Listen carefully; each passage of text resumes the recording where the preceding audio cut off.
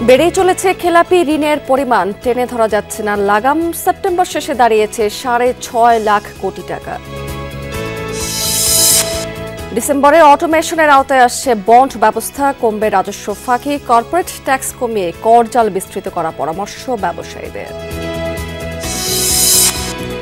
Terminal বিদেশি কোম্পানিকে ইজারা দেওয়ার প্রতিবাদে চট্টগ্রাম বন্দরের প্রবেশ পথে 1.5 ঘণ্টা অবরোধ। 5 ডিসেম্বর গণজমায়েতের ডাক সব স্কপের।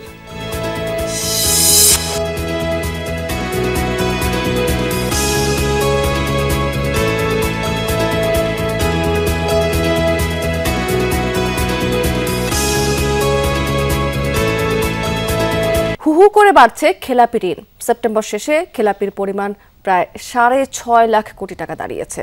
মোট বিতরণ করা ঋণের প্রায় 36% এখন খেলাপি। অভ্যুত্থান পরবর্তী নানামুখী সংস্কার উদ্যোগ চলমান রেখেছে বাংলাদেশ ব্যাংক, কিন্তু তারপরও থামানো যাচ্ছে না খেলাপির পাগলা ঘোড়া। জুন শেষে সেপ্টেম্বর এই 3 মাসে বেড়েছে 1%-এরও বেশি। কোনো ঋণ বা ঋণের কিস্তি নির্দিষ্ট সময়সীমার মধ্যে পরিশোধ না করা হলেই তা খেলাপি ঋণ হিসেবে বিবেচিত। এ ধরনের মন্দ ঋণ উস্কে দেয় আর্থিক খাতের অস্থিরতা। দুপুরে খেলাপি ঋণের হালনাগাদ তথ্য প্রকাশ করেছে বাংলাদেশ ব্যাংক। আগের সব রেকর্ড ভেঙে গেল সেপ্টেম্বর পর্যন্ত ব্যাংক খাতে খেলাপি ঋণের পরিমাণ এখন 6,44,000 কোটি টাকা, যা মোট বিতরণ করা ঋণের 35%-এর বেশি। মোট বিতরণকৃত ঋণ 18,03,000 কোটি টাকা। এখন থেকে গ্রোস হিসেবে খেলাপি ঋণের তথ্য প্রকাশ করবে বাংলাদেশ ব্যাংক। নেট এনপিএল হচ্ছে সেপ্টেম্বরে হয়েছে 26.40, যেটা 30 জুন ছিল 25.08, অর্থাৎ এই কোয়ার্টারে 1.32% বেড়েছে। ঋণের যে আমরা নতুনভাবে যে অ্যাসেট কোয়ালিটি রিভিউ করেছি, এটাই আসলে অনেক বেশি বাড়িয়েছে, যেগুলো এর আগে আমাদের করা হয়নি। গেল জুন থেকে সেপ্টেম্বর এই 3 মাসে খেলাপি বেড়েছে প্রায় 1.5%। জুন শেষে খেলাপির পরিমাণ ছিল 6,08,000 কোটি টাকা। সময়ের সাথে সাথে এটা কিন্তু বাড়বে, একটা লেভেলে যাওয়ার পরে হয়তো সেটা কমার দিকে যাবে। তো প্রবলেমটা identification fine, but at the same time শুধু এটা হলেই কিন্তু চলবে না। আমি মনে করি এর ভিতরে আবার কোন ধরনের এনপিএল কতটুকু সেটা বের করা জরুরি। বাংলাদেশে ট্রেডের এনপিএল কিন্তু রিলেটিভলি হায়ার। ঋণের বিপরীতে অর্থ সংরক্ষণ চিত্র টেকসই নয়। সেপ্টেম্বর শেষে প্রভিশন ঘাটতি 2,44,000 কোটি টাকা। এ সময় সংরক্ষণ করা হয় 1,30,000 কোটি টাকা। ধরেন যেসব লোনগুলো আগে চিন্তা করা হয় নাই যে পার্ট অফ দ্য এনপিএল অথবা স্ট্রেস অ্যাসেট, লাইক ধরেন এসালম অর বেক্সিমকো, এখন এরা দুজনই তো প্রায় 3 লক্ষ কোটি টাকা কিংবা তার চেয়ে বেশি।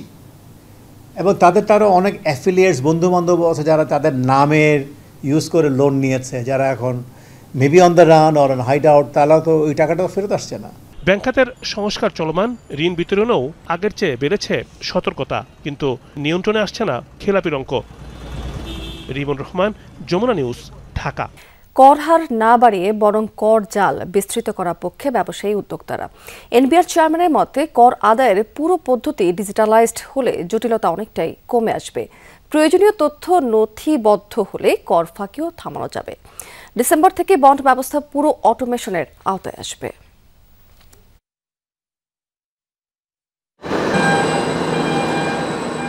এনবিআরের আদায়কৃত প্রত্যক্ষ করের বড় অংশ আসে কর্পোরেট ট্যাক্স বা কোম্পানি কর থেকে। কোম্পানির আয়ের উপর কর আরোপ করে সরকার।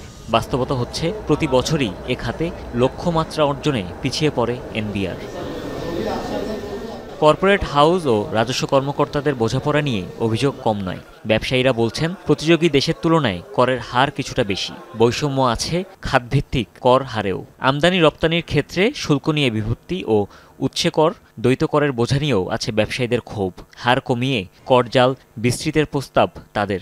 ট্যাক্সের সিস্টেমটা অ্যাকচুয়ালি আপনার ঢেলে সাজানো উচিত। হঠাৎ করে একটা ট্যাক্স বাড়িয়ে দিল, এবং কর্পোরেট ট্যাক্স যে জিনিসটা অনেক সময় দেখা যায় যারা বড় বড় প্রতিষ্ঠান তারা সুযোগ সুবিধা পাচ্ছে, কিন্তু ক্ষুদ্র এবং মাঝারি উদ্যোক্তা যারা আছে তারা সেরকম সুযোগ পাচ্ছে না। অ্যাডজাস্টমেন্টগুলো যেন টাইমলি প্রপারলি করা হয়, এবং এটার সাথে সাথে অন্য যে লাইক আমাদের ব্যাকওয়ার্ড লিঙ্কে যে টেক্সটাইল আছে, তো তাদেরও কর্পোরেট ট্যাক্সটা যেন একটা মিনিমাম লেভেলে নিয়ে আসা হয়।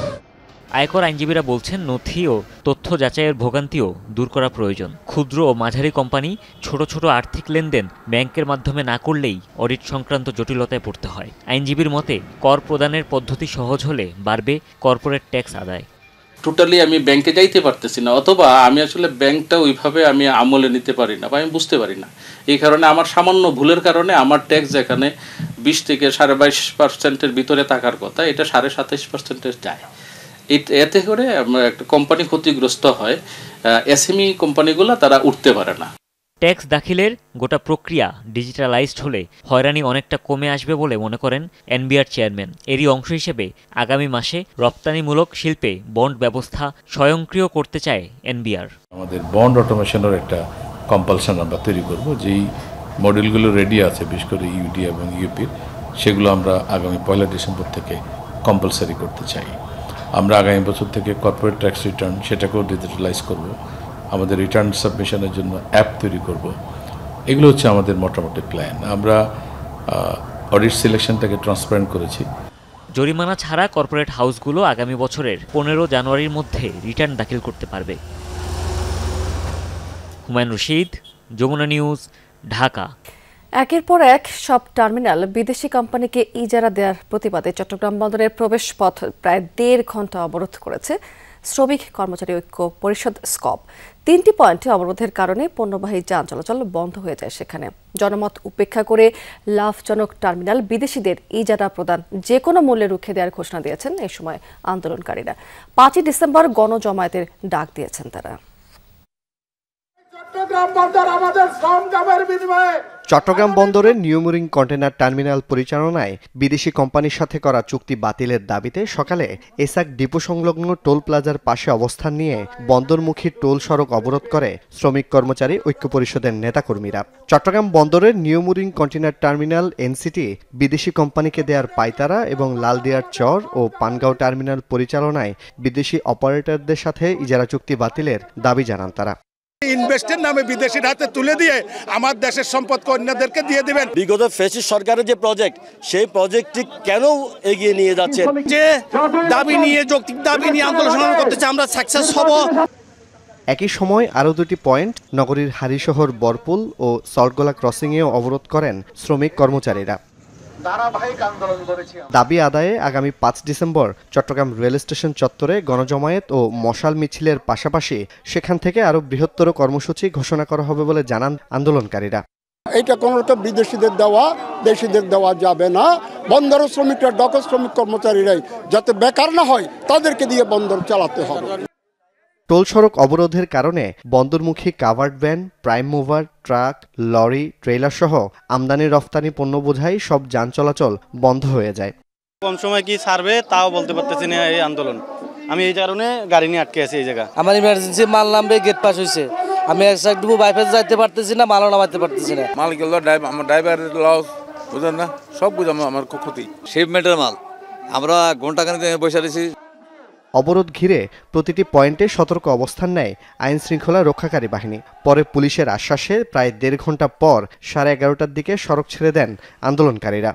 প্রশাসনের অন্যান্য ঊর্ধ্বতন কর্মকর্তার সাথে এবং পুলিশ কমিশনার মহোদয়ের সাথে সহ কথা বলে আমরা আজকে কর্মসূচি সংক্ষিপ্ত করতে যাচ্ছি। প্রতিবাদ করবার রাইট আছে, কিন্তু আমার একটাই কথা, প্রতিবাদ আপনি করবেন, কিন্তু রাষ্ট্রের কোনো কার্যক্রম জনদুর্ভোগ সৃষ্টি করা যাবে না। এদিকে এনসিটি পরিচালনায় বিদেশি কোম্পানির সাথে চুক্তি সম্পর্কিত প্রক্রিয়া নিয়ে হাইকোর্টে করা রিট আবেদনের রায় ঘোষণার দিন ধার্য করা হয়েছে আগামী 4 ডিসেম্বর।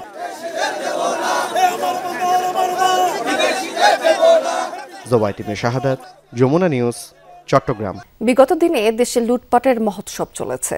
দলীয় বিবেচনায় ব্যাংক বীমা দেয়া হলে সেই অর্থনীতি টিকে থাকতে পারে না।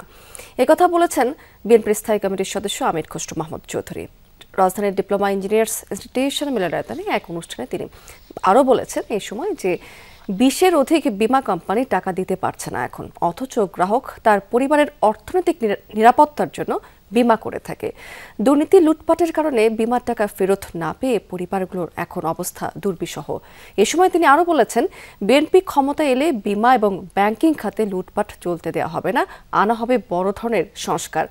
আমির খসরু আরও বলেছেন, আগামীর বাংলাদেশ গড়তে হলে সকলকে জবাবদিহিতার আওতায় আনতে হবে। তৎকালীন ফাইন্যান্স মিনিস্টার নিজেই স্বীকার করেছে আমাকে এটা দলীয় বিবেচনায় দিতে হচ্ছে।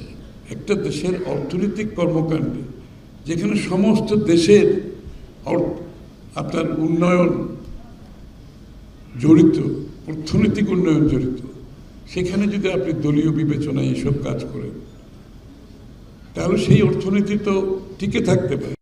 আগুনে পড়ল নেত্রকোনার মদনে অন্তত 25টি কাপড়ের দোকান। সকালে পৌর শহরের মহিউদ্দিন মার্কেটে কাপড় পট্টির একটি দোকান থেকে এই আগুনের সূত্রপাত হয়েছে। অল্প সময়ের মধ্যে আশেপাশের দোকানগুলোতেও আগুন ছড়িয়ে পড়ে। প্রথমে দোকান মালিক কর্মচারীরা আগুন নেভানোর চেষ্টা করে ব্যর্থ হয়। পরে ফায়ার সার্ভিসকে খবর দেওয়া হলে প্রায় 1.5 ঘন্টার চেষ্টায় নিয়ন্ত্রণে আনে সেই আগুন। তবে ততক্ষণে পুড়ে ছাই হয়ে যায় 25টির মতো দোকান এবং ভেতরে থাকা মালামাল। অগ্নিকাণ্ডে কেউ হতাহত হয়নি। দেশীয় জাতের মুরগি এবং ডিম উৎপাদন করে রীতিমতো তাক লাগিয়ে দিয়েছেন নওগাঁর এক নারী উদ্যোক্তা। শুরুটা 1 বছর আগে মাত্র 70টি মুরগি দিয়ে, আর এখন প্রতি মাসে তার আয় 60,000 টাকা। তার সাফল্যে উদ্বুদ্ধ হচ্ছেন অনেকেই। আরও জানাচ্ছেন এ ব্যাপারে আমাদের সহকর্মী শফিক ছোটন। চকদোচাই গ্রামে ঢুকতেই বড় একটি মাটির বাড়ি। দোতলার বারান্দায় ইনকিউবেটর বসিয়ে দেশীয় জাতের মুরগির বাচ্চা উৎপাদন করছেন নাজনীন আক্তার। ডিম থেকে যখন বাচ্চা ফুটে বের হচ্ছে তখন যেন নাজনীনের সাফল্যে এক একটি নতুন পালক যুক্ত হয়।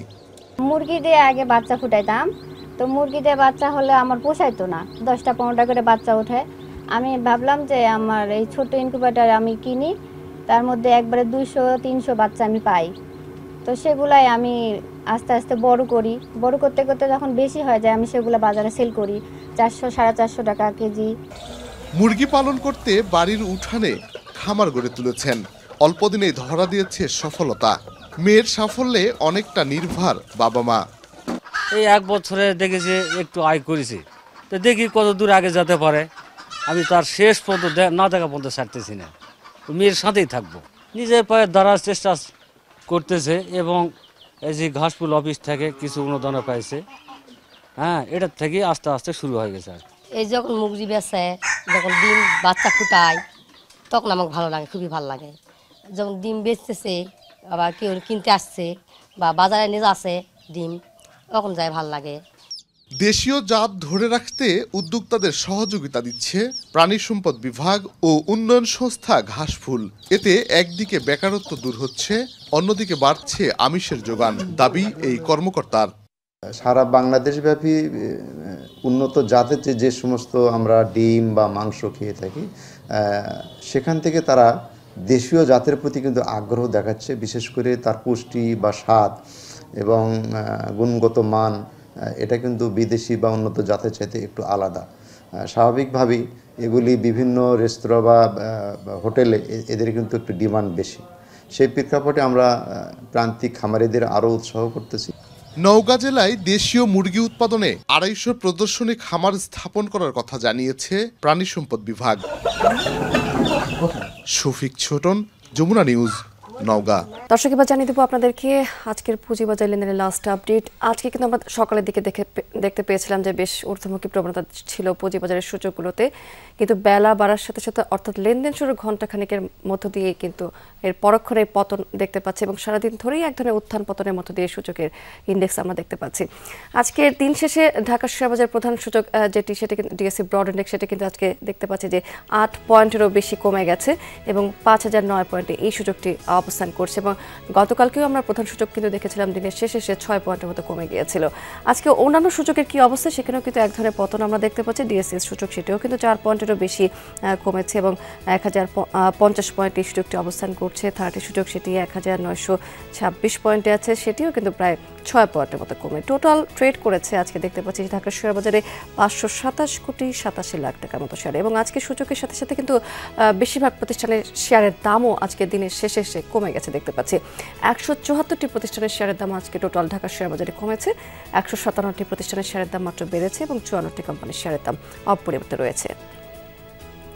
টপ 20-তে কি দেখতে পাচ্ছি? আজকে আমরা দেখতে পাচ্ছি যে এসপিসিএল এটি প্রথম অবস্থানে আছে এবং এই কোম্পানিটি আজকে শাহজিবাজার পাওয়ার যে কোম্পানিটি এটি টোটাল ট্রেড করেছে আজকে দিন শেষে 19 কোটি টাকার মতো এবং আজকে সকাল থেকে কিন্তু দেখতে পাচ্ছি শাহজিবাজার ট্রেড হচ্ছে 56 থেকে 54 টাকার মধ্যে এবং এই কোম্পানির লাস্ট প্রাইস ছিল 55 টাকা। এরপরে অরিয়ন ইনফিউশন যেটি এটি কিন্তু দ্বিতীয় অবস্থানে আছে এবং সকাল থেকে ট্রেড হচ্ছে 382 থেকে 398 টাকার মধ্যে, 394 টাকা 50 পয়সা লাস্ট প্রাইস ছিল এবং অরিয়ন ইনফিউশন টোটাল ট্রেড করেছে আজকে দিন শেষে 16 লাখ টাকার মতো শেয়ার।